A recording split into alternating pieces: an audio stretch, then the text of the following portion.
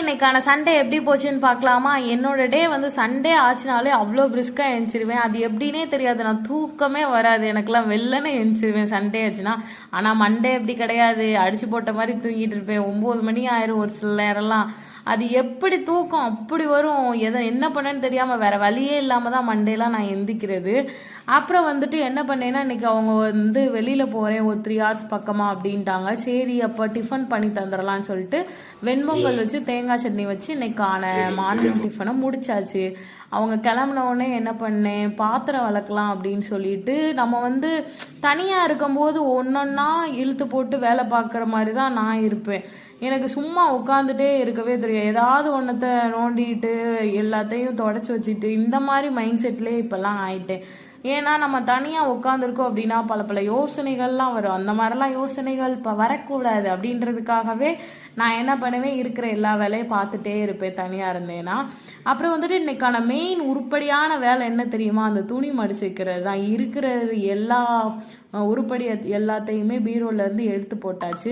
எடுத்து போட்டு நல்லா க்ளீன் பண்ணி மடித்து வச்சதுக்கப்புறம் தான் வாவ் சூப்பராக இருக்கே அப்படின்னு ஒரு மைண்டில் ஒரு இது தோணுச்சு. அப்புறம் என்ன, அது முடிச்சதுக்கப்புறம் அடுத்த வேலை டைங்கின்னு வந்து நிற்கிது. மதியம் லஞ்சுக்கு பண்ணணும்ல வந்துடுவாங்க அப்படின்னு சொல்லிட்டு நானும் வந்து சிக்கன் பிரியாணி ரெடி பண்ணலாம் அப்படின்னு சொல்லிட்டு சிம்பிளாக தாங்க நான் பண்ணுவேன். 5 ரூபா பட்டை சோம்பு பாக்கெட் வந்து எடுத்துக்கோங்க. அது மட்டும்தான் நான் அதில், அதாவது இந்த இது ஸ்மெல்லுக்குன்னு சொல்லுவாங்கள்ல, அது மட்டும்தான் அது போடுறது. போட்டுட்டு வெங்காயம் தக்காளி எல்லாம் வதக்கிட்டு, இந்த மெயின் பேஸ்ட் என்னென்னா இஞ்சி பூண்டு பச்சை மிளகா அப்புறம் வந்துட்டு புதினா மல்லி இலை இதெல்லாம் நல்லா பேஸ்ட் பண்ணி அரைச்சி ஊற்றிடணும்.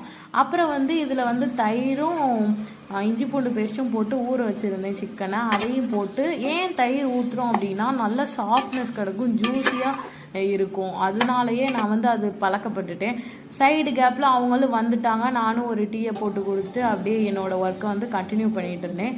மசால்னு பார்த்தீங்கன்னா வத்தப்பொடி மல்லிப்பொடி சீரகப்பொடி மட்டும்தான். அப்புறம் வந்து எக்ஸ்ட்ரா வந்து கரம் மசால் பொடி அது எல்லாத்தையும் ஆட் பண்ணி ஒரு கிண்டி எண்ணெய் பிரிஞ்சு வரந்தண்டி விட்டுறணும். அப்புறம் வந்துட்டு 1 கப் ரைஸ் எடுக்கிங்க அப்படின்னா 2 கப் வாட்டர் வச்சு நல்லா கொதிக்கணும். கொதிச்சதுக்கப்புறமேட்டு ரைஸை போட்டு, நான் வந்து இன்னைக்கு சீரக சம்பா அரிசி தான் எடுத்திருந்தேன். அதை போட்டு நான் நல்லா க்ளோஸ் பண்ணி ஒரு 2 விசில் வச்சு எடுத்துட்டேன். உங்களுக்கு விசில் கணக்கு எனக்கு என்னோட விசில் மட்டும்தான் தெரியும், உங்களுக்கு எவ்வளோ வருதோ நீங்கள் அதுக்கு வச்சுக்கோங்க. நெக்ஸ்ட்டு என்ன பண்ணேன் அப்படின்னா, ஹேருக்கு வந்து சண்டேனா நல்லா டீப்பாக எண்ணெய் வச்சுருவேன். தேங்காய் எண்ணெய் மட்டும்தான் யூஸ் பண்ணுறது. பட் வந்து நிறையா அரைச்சி தேய்ப்பேன். அதுக்கான இப்போலாம் டைம் இல்லை அப்படின்றனால விட்டாச்சு, அப்படியே தேங்காய் எண்ணெய் மட்டும் யூஸ் பண்ணிவிட்டு. ஃபேஸுக்குன்னு போடுறது பார்த்தீங்கன்னா வீக்லி